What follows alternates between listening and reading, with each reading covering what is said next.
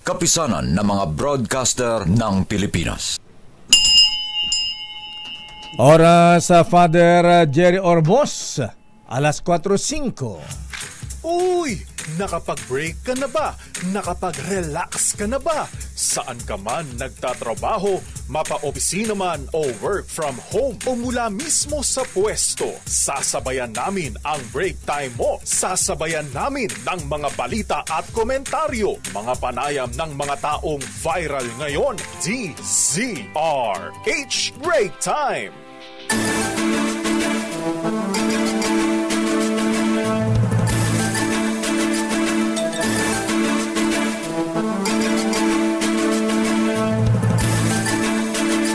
Magandang hapon, Pilipinas. Ako po si Deo Macalma. At sa ngalan po ni Ms. Thea Petro Corpus, ako po si Jackie Resio. At narito ang headlines ng ating mga balita ngayong araw ng Lunes, 7 ng buwan ng Oktubre. Naku, mako yung mga drivers. Bad news. Diesel at kerosene may oil price increase bukas. Aabot na may piso kada litro. Pero ang presyo ng gasolina walang pagbabago. Mga Pinoy sa Israel binawalan sa mga matataong lugar dahil sa digmaan sa Middle East. Dating DILG Secretary Benhar Abalos, dating Ilocos Sur Governor Chavit Singson, dating Senador Gringo Honasan at Colonel Kerubin, at iba pang personalities nagsumite na ng kanilang COC sa COMELEC. Bagong DILG Chief kapalit ni Abalos kasadong i-anunsyo ni Pangulong Bongbong Marcos. Ayon yan kay PCO Secretary Cesar Chavez. Kailan yan? Bukas na balakay. Mga taga Cavite Muling pagkandidato ni Alice Go bilang mayor ng Bamban Tarlac. Haharangin daw ng COMELEC. Ilang Pinoy nasilaw sa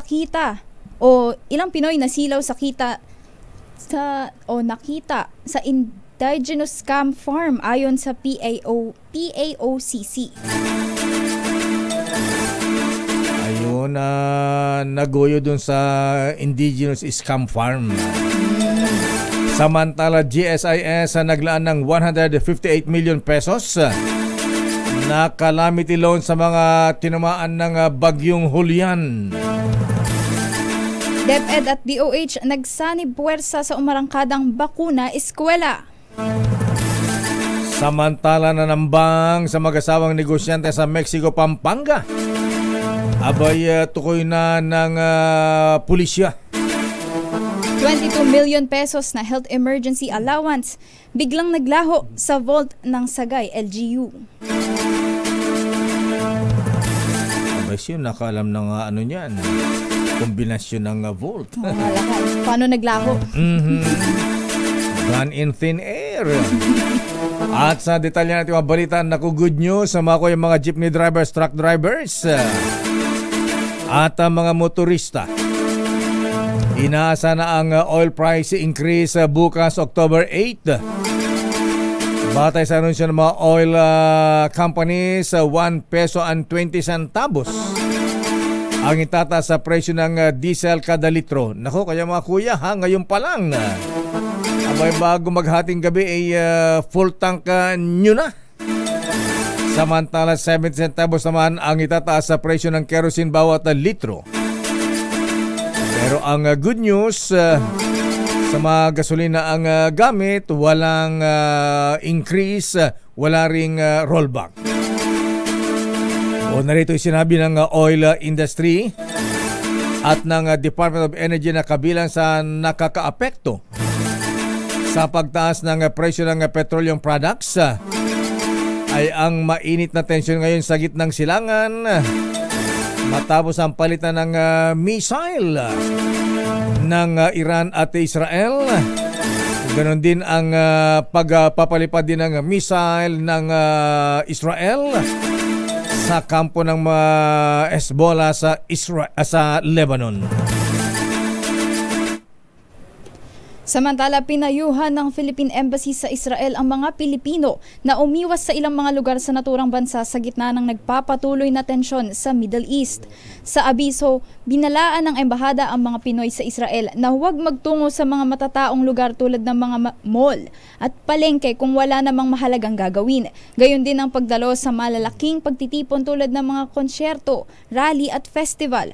Partikular na pinaiiwas sa mga Pilipino ang pagtungo sa mga sumusunod na lugar: sa Jerusalem, sa Temple Mount, Damascus Gate, Herod's Gate, Al-Wad Road, Musrara Road at ang paligid ng East Jerusalem, West Bank, mga lugar na malapit sa hangganan ng Gaza at Lebanon, taas ng Golan at mga lugar na malapit sa mga base militar o outpost pati na rin sa power at water facilities. Pinapayuhan din ng mga Pinoy na umiwas o umalis sa mga lugar na may patuloy na kaguluhan at karahasan. Naku, paano yung mga pilgrims birthday sa Jerusalem sa Christmas Day, sa birthday ni Jesus Christ? Samantala, pinagpaliban na ng Lebanon ang pagbubukas naman ng mga paaralan simula pa noong September 23 dahil sa nagpapatuloy na air strike doon ng Israel. Ang dami na namamatay doon. Ayon sa Education Ministry ng Lebanon, kalahati ng 1,200 public schools ay pansamantala mo ng ginawang evacuation center para sa nawalan ng tiraan dahil sa pambobomba ng Israel. Dahil dito ay pinagpaliban muna ang pagbubukas ng school year mula October 1 at ililipat na sa November 4. Pero hindi naman naniniwala ang ilang magulang sa lugar na masusunod ang naturang pagsisimula ng school year dahil sa patuloy na pagtindi ng tensyon sa pagitan ng Israel at Iran-backed militant group na Hezbollah. Samantala, inaasahang makakauwi na sa Pilipinas ang nasa 151 overseas Filipino workers galing Lebanon simula October 11. Kasunod ito sa patuloy na airstrike ng Israel sa mga pinaghihinalaang kuta ng Hezbollah. Ayon kay Migrant Workers Secretary Hans Kakdak, 9 na flight ang magiging available simula October 11 hanggang October 28 para makauwi na sa bansa ang mga OFW. Oras sa ganap na alas 4:13. Formal nang nagay ng kanilang Certificate of Candidacy sa pagkasenador si dati na ba? Nag-resign na ba? DILG Secretary Benhar Abalos Jr. Ayon kay Abalos, kabilang sa kanyang tututukan ay ang kuryente, lalo na ang problema sa mga grid, gayon din ang agrikultura. Si Secretary Abalos ay bahagi ng Alyansa para sa Bagong Pilipinas at kabilang sa senatorial slate ng Administrasyong Marcos. Naghahay na rin ng kanyang COC sa pagkasenador si dating Senador Gringo Honasan na nais bumalik sa serbisyo dahil sa kanya ay unfinished business sa Senado.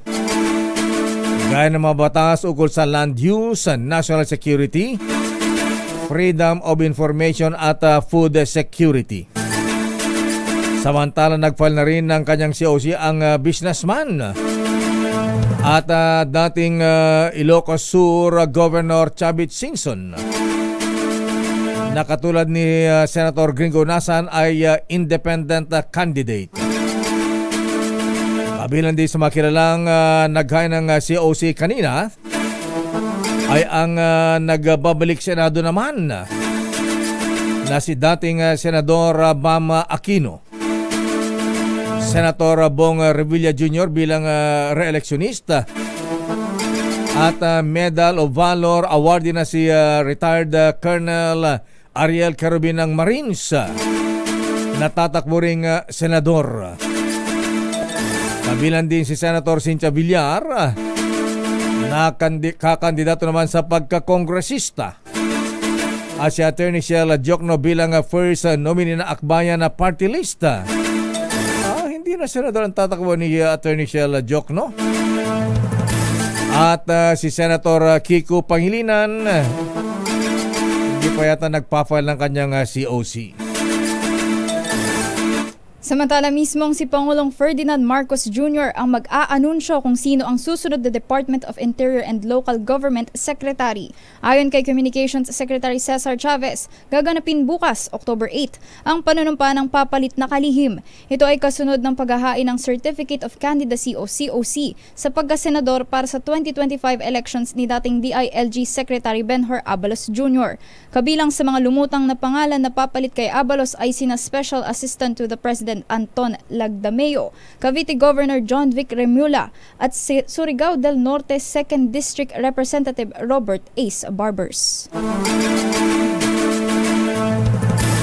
Samantala, pinakikilos naman ng Senado ang COMELEC na i-disqualify kaagad si dating Mayor Alice Go ng Bamban na Tarlac kung ito ay mag-file ng kanyang candidacy bilang mayor ng nasabing bayan. Ayon kay Senator Sherwin Gatchalian, isang paglapastangan sa ating mga batas ang muling pagkandidato ni Alice Guo. Maliwan niya sa batas na bawal kumandidato sa anumang posisyon sa gobyerno ang isang dayuhan at napatunay na sa mga investigasyon na hindi naman Pilipino ang Alice Go, bagamat siya ay nagsasabing siya daw ay Filipino citizen. Para naman kay Senator Rizon Tiberos, wala pa rin tigil ang panluloko ni Alice Go sa taong bayan kahit siya ay nasa loob na ng kulungan.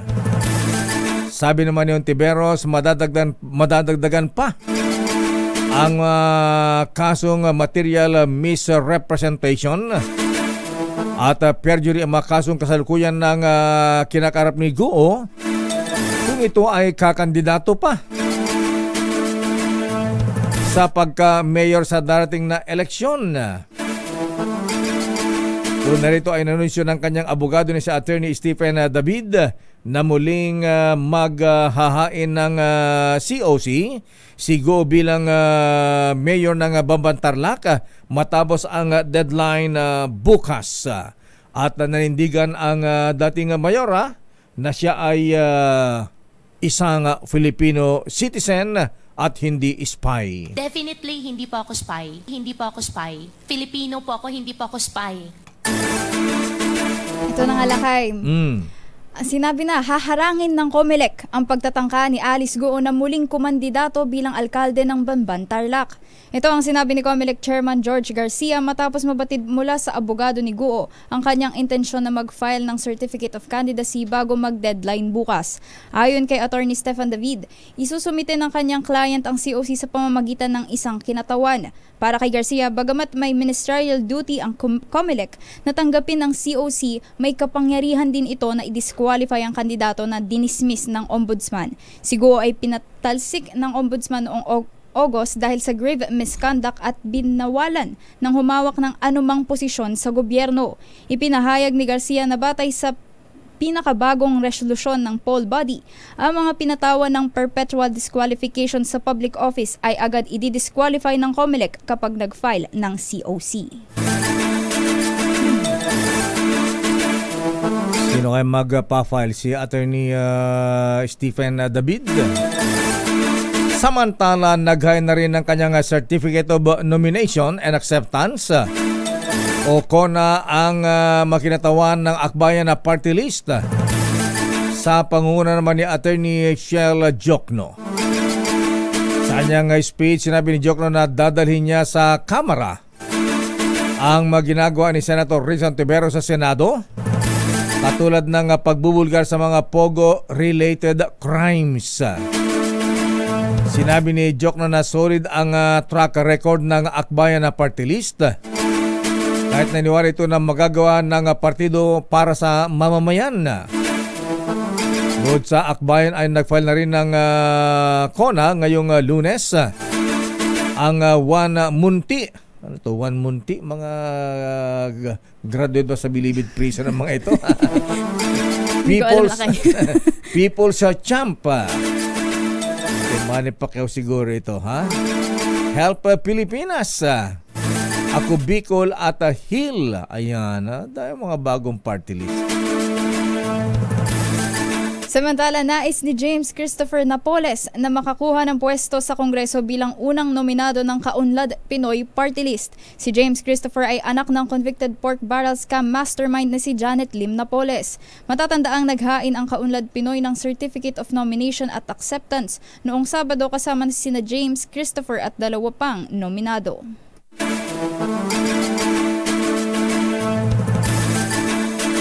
Babalikan natin na lang pang detalye ng ating mga balita sa ating mga kababayan. Lalo yung mga taga Northern Luzon na grabing sinalanta ng bagyo. Abay, ang GSIS ay naglaan na ng 158 million pesos na calamity loan para sa mga tinamaan ng bagyo. Samantala, DepEd at the Department of Health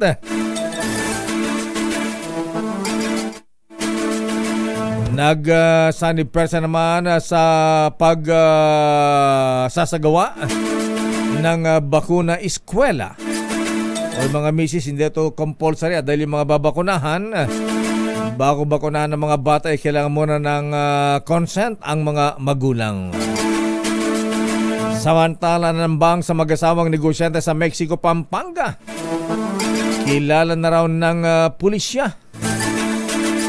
At 22 million pesos sa health emergency allowance.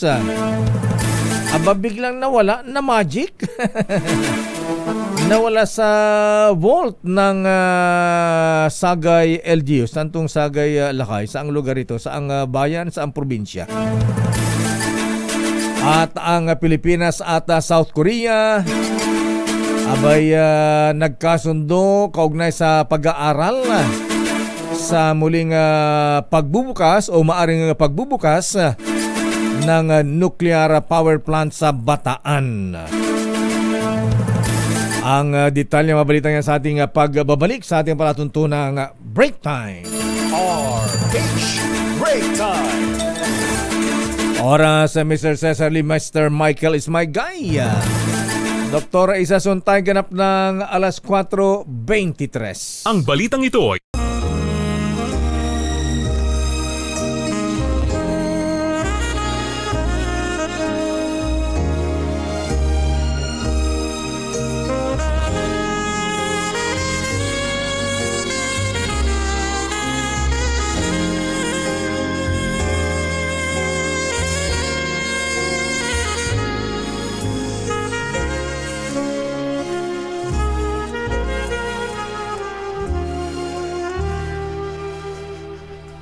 Merry Christmas and a Happy New Year from DZRH. Alam ninyo, ako'y tao lamang. Kaya binabati ko pa rin, Merry Christmas. Kayong mga durugista, magdanakaw, mga korap, mga kriminal, at yung nagpapahirap sa Pilipino. Kaya kung ayaw ninyong minto at patuloy pa rin ang karasan, ito na ang huli ninyong Merry Christmas. Oy, si Dong, Mr. President, ha? Nakapag-file na pala ng kanyang COC kanina, ha? Ang dating Pangulong Digong Duterte nag-file na ng kanyang COC. At maging ang kanyang anak na si Mayor Baste. Si Baste naman ay tatakbong Vice Mayor. Tandem pala, Lakay. Yes, father and son, Miss Jackie O, ha? Kaya naman dahil dyan, ay pinatindi pa ng Philippine Amusement and Gaming Corporation na PAGCOR ang kanilang programa para sa Bingo for a Cause para makalikom naman ng mas malaking pondo ang mga grupo at pamahalaang lokal na balak magsagawa ng fundraising activities. Ang kay PAGCOR Bingo Department Assistant Vice President Maria Teresa Ocampo, inaprubahan na ahensya ang ilang bagong pakete para sa Community Bingo Program. Sa ilalim ng bagong programa, maaring kumita ang isang organisasyon ng hanggang 50% ng gross ticket sales ng kanilang bingo events na may pahintulot ang PAGCOR. At maaring magbenta ng ticket mula 100 hanggang 1,000 piso. Ang mga magpapalaro ng bingo depende sa package na kanilang pipiliin. Kabay marunong magbingo? Mahilig ka ba sa bingo, Miss Jackie O? Hindi lang kayo eh. Hindi. Nga pala, iba laro mo. Tong-it sa laro mo. Ayan pa Ocampo, ang bingo for a cause ay magandang pagkakataon para sa mga komunidad at samahan na maglibang ng naayon sa batas habang nag-aambag ng makabuluhang magawain. Ay Mr. and Mrs. Cabrera sa Cainta Rizal sa Homestead. Ayan. Kumusta po ang bingo natin, sir? Ha? At para sa karagdag impormasyon tungkol sa Community Bingo Program, tumawag lamang kay Josie Donya. Dapat Donya Josie. Josie Dona. Ayan. Sa 0917-843-0970. Tawagan si Louie Cabanyero sa 0927-320-6211. At narito na ang report mula kay Aris number 7.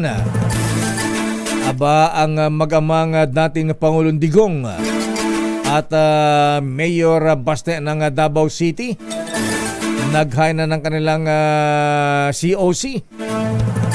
Ako bang mag-ikot si Pangulong Digong? Kaya pa Mr. President Dong, ha?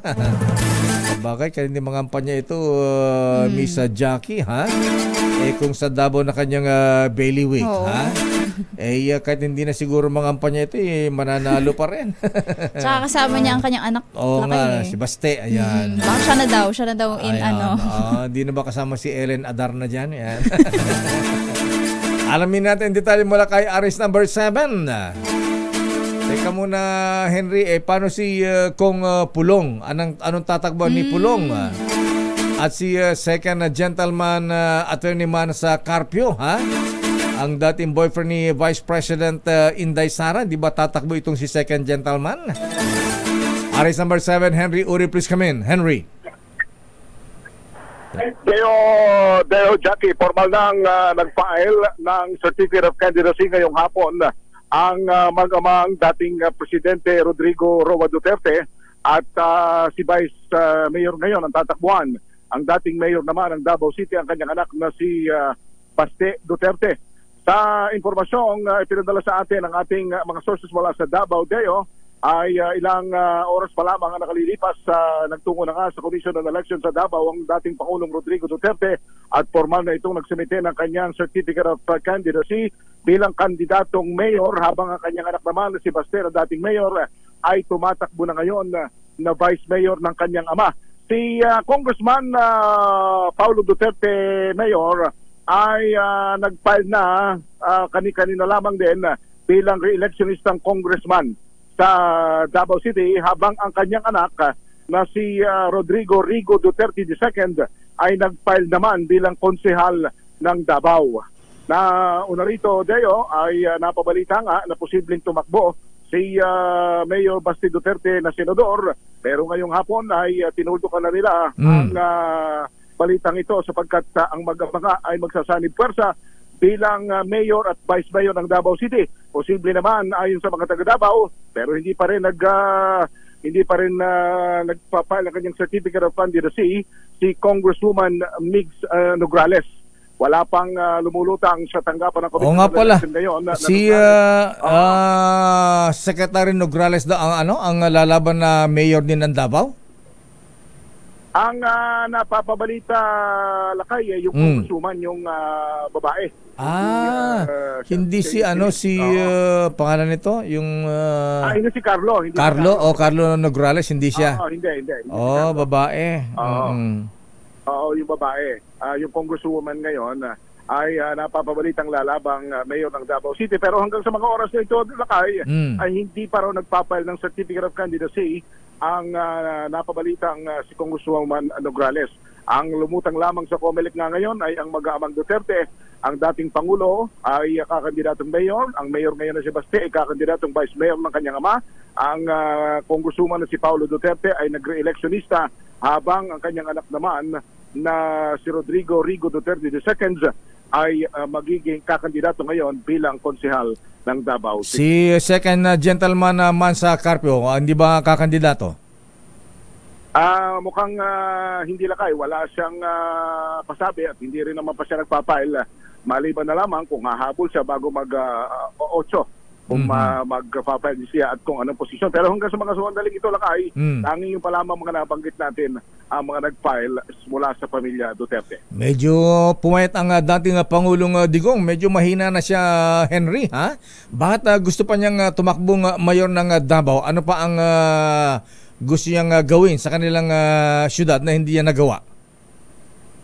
Ang binabanggit ng ating mga nakakausap mula sa Davao ay sapagkat dahil nga sa ang Davao City, ang kanilang syudad, doon sila galing at ayaw nilang hayaan na lamang na hindi magiging maganda ang kalalagay ng syudad kung sakasakali na mapapabayaan ito ng sino mga uupong mga politiko. Kaya pinoprotektahan din pa nila ang kanilang home city o hometown there.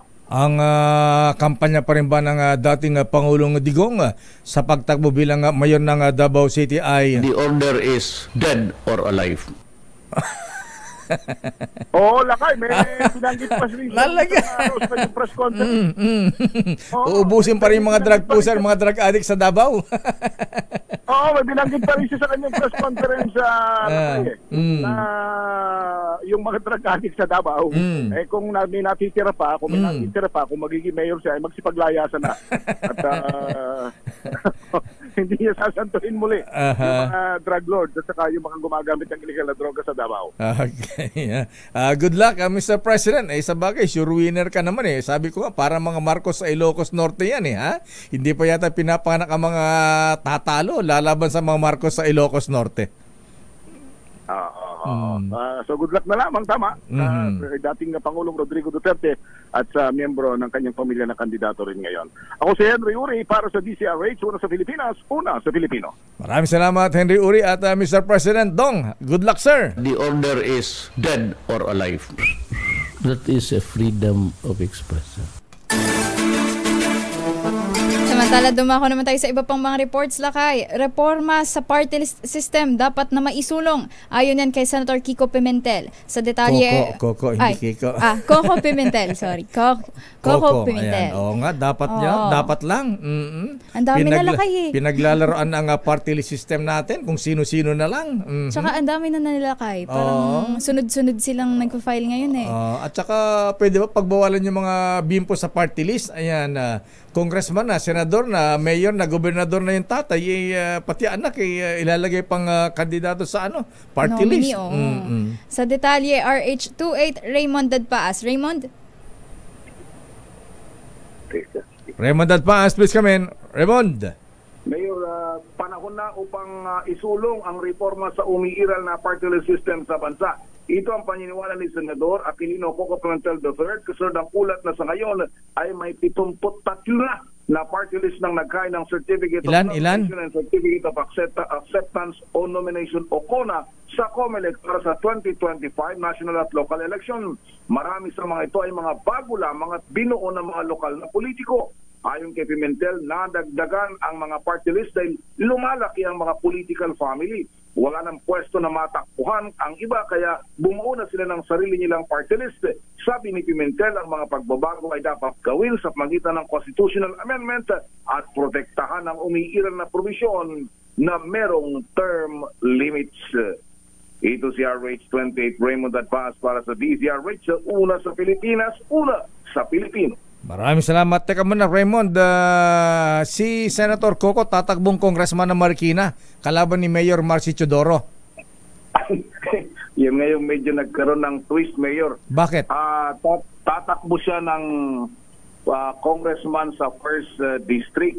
Okay. Ang kumausap sa kanila ni Mrs. Kat ay yung mag-asawang Marcy at yung asawa niyang congresswoman para tumakbo siya sa 1st District. At noong February, lumipat itong si Mayor Marcy sa 2nd District. Ito yung distrito ng mga nila Miro. Congressman Miro Kimbo, para doon tumakbo. So, kumbaga, yung asawa niyang congresswoman ngayon, siyang tatakbo mayor, sumababakante yung 1st District. Yun ang ibinibigay sa mga Pimentel. So, kumbaga, nagsimula na sila ng groundwork and everything. Ang kinagulat nila nung itong September daw, lumipat, bumalik muli sa District 1 si Mayor Marcy na nag-register muli. So, ang mangyayari, silang dalawa na, imbis na magkakampi, sila ng dalawa ang magkakalaban ngayon sa District 1 na Mayor at Josa. Ito mangyayari ngayon dyan sa Marikina. Aba, may tulog si Omeng Langit dyan.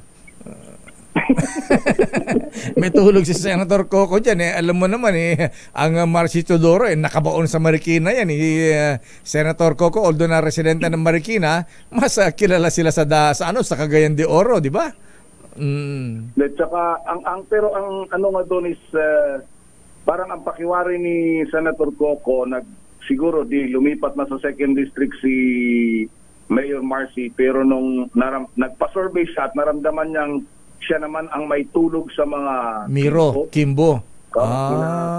Kong Kimbo. Kaya bumalik na lang sa District 1. Parang gano'n ang pakiwari daw ni Senator Pimentel. Kaya pala medyo matagal yung, sabi nga niya, dito ko naiintindihan yung dynamics ng local politics. Talagang mahirap pala talaga daw i-arrange sa mayor. Kaya natagalan pala sila mag-decision dyan. So anong tatakbo ng Senator Coco Pimentel? Lalabanan pa rin si Mayor Marcy bilang kongresista?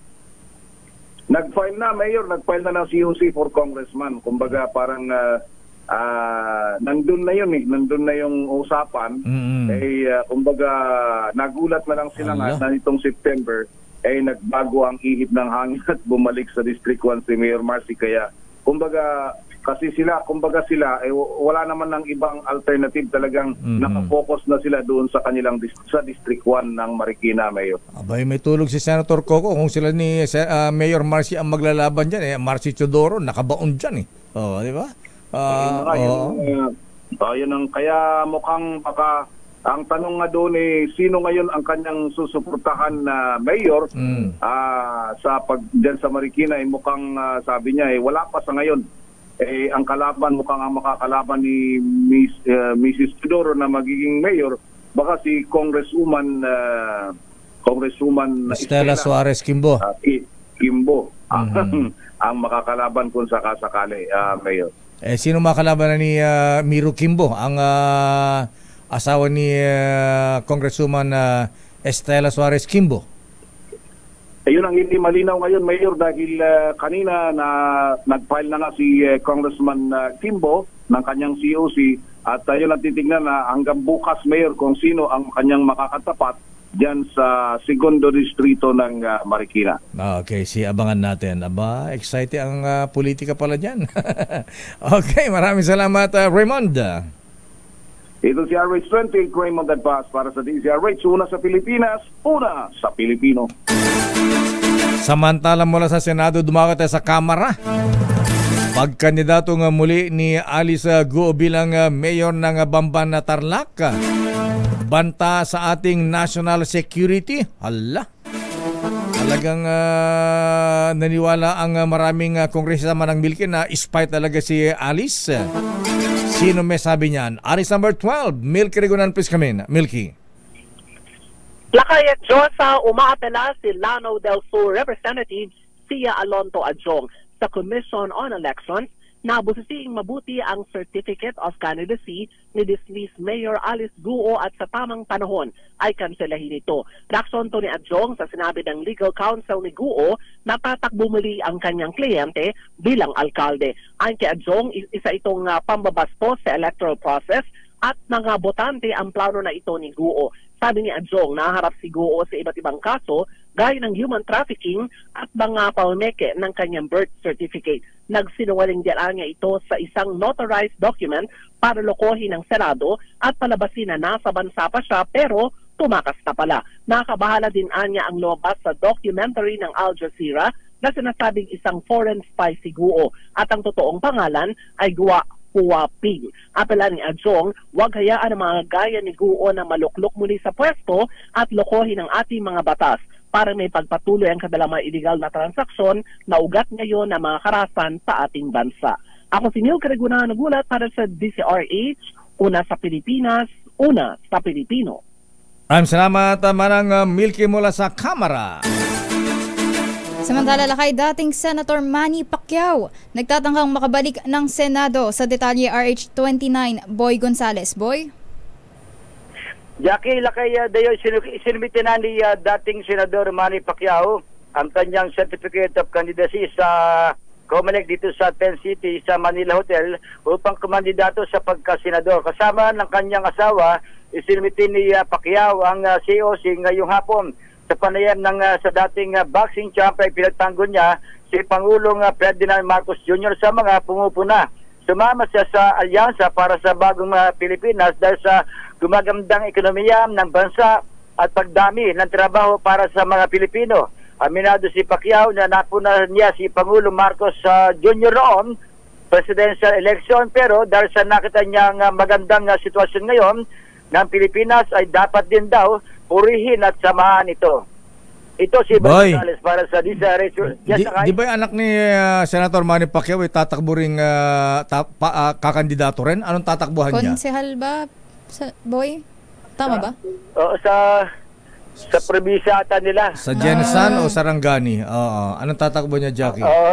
Alam ko lakay konsehal eh. Konsehal. Okay. Okay, so anong partido si Senator Manny Pacquiao? Independent ba siya, Boy? Yung kanina, hindi naman ang alam ko yan, lakay sa sa PDP, kung di ako nagkakamali. Teka. Hindi na. May partido, di ba may MP siya? Party list pala yun. O yung MP, ano niya? Mamayang Pilipino party yung list. NPBL, parang ganun lakay yung party list. Okay, sige. Abangan na lang natin. At ngayon lakay marami pa nakapila dito sa loob ng Manila Hotel sa 10 City. Dahil sa mahaba pa yung pila, baka sino ba yung mga sino ba yung mga nakita mo dyan? Mga seryoso ba yun? Mga nuisance candidate lang yan? Mga panggulo lang yan? Pero yung NPBL, lakay yung dating mga player. Pero yung iba, lakay, yung mga panggulong binabagit, lakay, kanina pa yun. Pero ngayon, baka maayos naman sila dito sa loob ng Manila Hotel sa 10 City. Pero inatabayanan pa namin dahil sa ilang minuto na lamang, lakay. Pero yung lahat na nakapasok na sa loob ng filing area ay tatapusin nila yan para makapagaya. Isang araw na lang kaya hanggang bukas na lamang yung filing ng COC at CONCAM at saka yung mga party list na sasabak para sa 2025 midterm election. Ano nga palang gagawin ng COMELEC, Boy, dun sa kandidato rin nagpakilalang boyfriend ni Chris Aquino?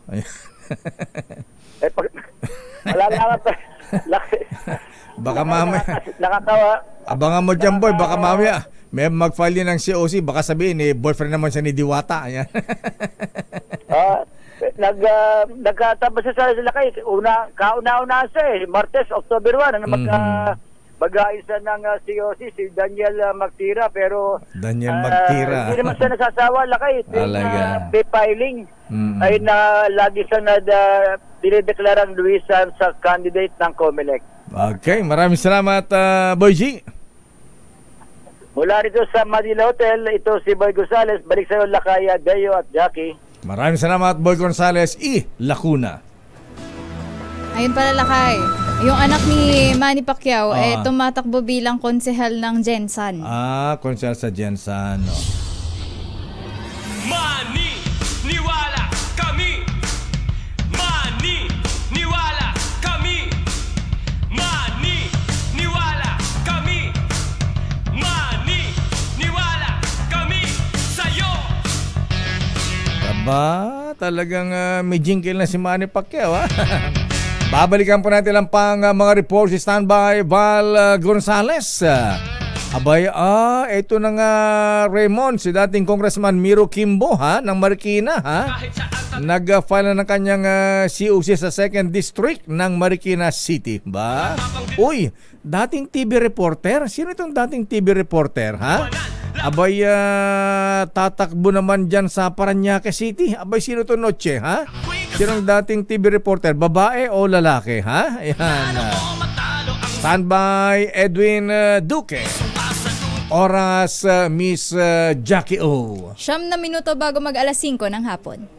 Yung makalma ang inyong lingkod, laging handang maglingkod sa bayan. Kahit walang porbaril si Deo, at kahit walang ira inyo pong pagputusan. Mayor Deo, makalma ng porsyon. Mayor Deo, lakay ang kanyang pangalan. Mayor Deo, makalma ng porsyon. Kung kayo ay may tinatagong sikreto, sa kanyang bugwit ay mag-ingat tayo. Ang bugwit ay sobrang chismoso, ang bibig niya ay walang preno. Kahit saang lugar siya ay gumagana, para mayroong i-chismis kay Deo. Deo, Deo, makalma inyong lingkod. Di ka man lang ngumingiti. Ayaw mo yata yung jingle ko. Okay naman lang ay. Alam ba? Ayaw may... Pinipigilan ko. Ayaw may dede. Ayan.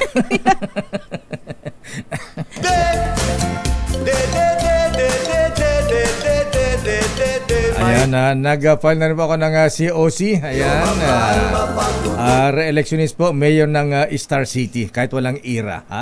Ayan, so inyo pong pagutosan yung lingkod, Mayor Deo Makalma po lamang. Happy birthday muna kay classmate Rolando Tacob ng Pinili Institute. At happy birthday din kay mga brethren, baka di pa nababati, Yan, si past Grandmaster Dr. Most Worshipful Pacifico Boy Anyaga. Happy birthday, Most Worshipful Sir. At happy birthday din kay Kapitan Val Sandiga, Mr. Freddy Halasco, at kay Mr. Abay General Gordon the Crooner Descano at Ed Ladaw. Pagbati mula sa PMA Sandigan 82. Samantala, nga pala, nagpapaw tayo ng pagkiramay mga brethren sa mga kakilala po ni Kuyang Edward David. Tayo po ay nagpapaw ng pagkiramay sapagkat ang kanyang buting ama ay sinundo na po siya ni Lord. Our condolences, Kuyang Edward David, at pakiramay din mula sa ating mga brethren sa TM Kala Masonic Class number 136. Samantala, sa report ni Val Gonzales, dating Congressman Miro Kimbo, naghaya na ng kanyang COC sa bilang kandidato sa 2nd District ng lungsod ng Marikina. Abay, sino makalaban niya rito, Val, na umatras na pala, bumalik si Mayor Marcy Chodoro sa 1st District. Val Gonzales, please come in. Val. Mayor, muli ngang tatakbo bilang kongresista ng 2nd Distrito ng Marikina City. Itong si ex-Congressman Miro Kimbo, kasama ng kanyang may-tahay na si Marikina 2nd District Representative Estela Kimbo, nang mag-ahin ngayong hapon ng kanyang Certificate of Candidacy. Itong si Kimbo, kinumpirma din ng mag-asawang Kimbo na bukas ng umaga ay mag-ahain na rin ang kanyang COC, si Representative Estela Kimbo, para sa pagka-alkalde ng Marikina City. Dahil dito, Mayor, ay maglalaban sa pagka-mayor ng Marikina ang misis nilang dalawa ni Mayor Marcy Chodoro na si incumbent 1st District Congresswoman Maan Chodoro at mga karabanan niya itong si incumbent Congressman Estela Kimbo. Bal, ba't para kang nasa loob ng ilalim ng drum, imburnal ang sa alam mo ng signal mo. Labas ka muna, ayan, ikot ka muna, ayan. Okay, proceed. Ayan. Dahil doon sa aking binabanggit na kinampirman itong mag-asawang Kimbo na bukas ng umaga, maghahain na rin ng kanyang COC, si Congresswoman Estela Kimbo, para sa pagka-alkalde. Maglalaban-laban, Mayor, ang dalawang misis nila sa pagka-mayor, itong si Mayor Marcy Chodoro na si incumbent First District Congresswoman Maan Chodoro. So labanang babae. Dalawang congresswoman maglalaban sa pagka-mayor ng Marikina. Correct, oo. At dahil mayor naghain na rin ng kandidatura bilang tatakbong congressman ng Marikina First District si Senador Coco Pimentel. Kaya ang makakalaban niya sa First District ay itong si Mayor Marcy Chodoro. Kapag pinalad niya na makaupong muli sa Kongreso, sabi ni Miro Kimbo, isa sa kanyang isusulong ay ang pagresolba sa walang katapusang problema sa baha na niya hindi naman kasalanan ng mga taga Marikina dahil ang baha ay nagmumula sa ibang mga lugar. Ngayong huling 2 araw, Mayor, ng filing of COC as of 4:45 p.m. ay aakot na sa 16 ang naghahain ng kandidatura para sa pagkakongresista sa iba't ibang lungsod at distrito dito sa National Capital Region. Isa sa humabol ngayong pasado alas 4 ng hapon, Mayor, ay ang nagbabalik na kongresista ng 5th District ng lungsod ng Maynila na si dating Congressman Amado Bagatsing. Ano?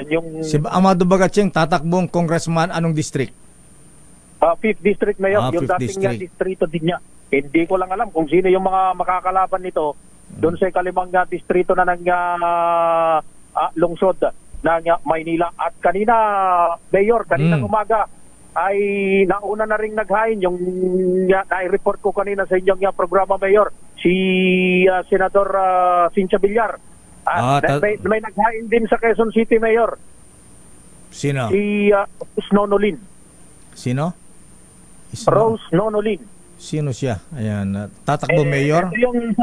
Ito yung idinadawit doon sa Parmali, Mayor, na kinasasangkutan ni ating Health Secretary Francisco Duque III. Yung di umano ay overpriced daw na pagbili ng mga protective equipment nung panahon ng pandemya. Nag-ain muli ito ng kanyang Certificate of Candidacy sa ikalimang parap sa pagka-kongresista sa ikalimang distrito ng Quezon City. At ang makakalaban niya ay yung kapatid ng aktor na si Vargas. Yung Alfred si Vargas. Alfred Vargas, yung makakalaban niya yung kapatid ni PM Vargas o kapatid ni Alfred Vargas na si PM Vargas na nakalaban niya rin noon nung nakalipas na eleksyon noong 2022. So 12, Mayor, yung dyan sa lungsod ng Pasay, Mayor, ay mukhang magiging maganda yung labanan din sa pagka kongresista at paging doon sa mayor dyan dahil yung nakaupong mayor na si Eric Olivares ng Parañaque pala, Mayor, ang ng First District ay palitan sila ng pwesto ng kanyang kapatid na si Congressman Eric Teka muna, Olivares. balik tayo sa Marikina. So sino makakalaban ni dating Congressman Miro Kimbo sa pagkakongresista? Naitanong din sa kanya yan kanina, Mayor, pero wala pa siyang binabanggit. Wala. Tanong din ako. Wala pang pumupostura, Mayor, pero sabi nitong si dating Congressman Kimbo, kahit sino naman daw ang makalaban niya ay handa naman siya sa bakbakan basta't maglatag lamang daw ng mga proyekto at mga plataforma na para talaga sa mga tagalungsod ng Marikina. Abay, humanda siya. Baka daw siya labanan ni dating Mayor Del De Guzman ng Marikina. Yan nga yung isa sa lumulutang isa sa mga lumulutang dahil yung isang malaking figure sa larangan ng politika sa lungsod ng Marikina, yumao na rin si BF. So isa yun dun sa mga lumulutang na makakalaban, pero hanggang sa araw ng bukas, Mayor, ay malalaman natin kung sino ang pinal na maglalaban-laban. Pero dun sa First District ay meron na laban ng Mayor Marcy Chodoro at Senador Coco Pimentel. Ang doon sa ikalawang distrito ay hindi pa, wala pang linaw kung sino ang makakalaban nitong si dating Congressman Miro Kimbo. Okay nga ron. Siguradong kalaban niya na ang pamilya ng dating niyang kakampi na si Mayor Marcy Chodoro. Mula rito sa tanggapan ng COMELEC dito sa National Capital Region sa lungsod ng San Juan. Ako si Gonzales, page una sa Pilipinas, una sa Pilipino. Aba, Mayor Del De Guzman, abay kung lalabanan mo daw si dating Congressman Miro Kimbo, go, go, go, ha? Suportado ka daw ng Makapans, ba? Ayan, Kapans, what are you waiting for? Pero si Attorney Nene Bainto, ha? Ang Chief of Staff ni Little President, Executive Secretary Lucas Bersamin, ay tumatakbo palang mayora sa Taal, Batangas. Pagka daw nanalong mayor si Attorney Nene Bainto ng Taal, Batangas, hindi na puputok ang Taal Volcano. Talaga malaki. Ang galing naman nun. Report mo lang kay Noche Kakas. And dating TV reporter naghain ng kandidatura sa pagkakonsehal sa unang distrito ng Parañaque City. Sa detalye RH 27. Akala ko naman mayor din o kaya congressman ang tatakbuhan. Konsehal pala. Sino siya? Malaman natin kay RH 27 Noche Kakas. Noche? Jackie at Lakay, naghain na ng Certificate of Candidacy o COC. Sa pagkakonsehal, ang broadcaster na si Julius J.D. Disamburon sa unang distrito ng Parañaque City. Kala ka naman, Julius Babaw. Okay, go. At kung papalarin daw na kay Jackie sa 2025 midterm elections, prioridad niya na isusulong ang kanyang legislative agenda sa public information at the disaster preparedness, maging ang kalusugan, edukasyon at pagtugon sa ilang pangangailangan ng mga sektor sa lungsod. Dapat na rin niya ang kanyang experience sa serbisyo publiko sa kanyang pagiging reporter bago umano siya naging ex-officio member ng Policy and Legislative Affairs ng isang mambabatas na nagsiservisyo sa mga Muslim community at women, youth, children at PW sector sa farm. Siya ay naging reporter ng state-run network na PTV4. It's 27 na Chikakas DCRH. Una sa Pilipinas, una sa Pilipino. Maraming salamat, Noche Kakas. Ayan, maraming salamat ko yung Phil Shelley. Ang sagay pala ay nasa Negros Occidental. Ayan. Siya ba nagsulat nung balita natin ni Kulang-Kulang? Ayan. Oy, good afternoon. Ako yung Attorney Byong Garing. Aba, si mga brethren ha, nobles. Aba, itong si Kuyang Byong Garing tatakbo ring congressman dyan sa Muntinlupa at ang makalaban niya ay si Congressman dating Mayor Fresnedi. Good luck, Kuyang Byong Garing. Ayan, abay, suportado ka ng mga brethren. Mayor siya na At para sa mga nagtatago ng dollar dyan, abay, maraming salamat Mr. Michael is my guy. Abay, itong si Mr. Michael Guy, Miss Jackie O, ha? Ayan, ito'y puntahan ng mga politiko pagka eleksyon, ha? Dahil namimigay ito ng campaign fund, eh. Ayan. Pwede ba? Ayan. Pwede bang lumapit? Lalapit ka rin, ayan. Pero hindi sa campaign lakay, ha? Sa akin lang. Sa'yo lang.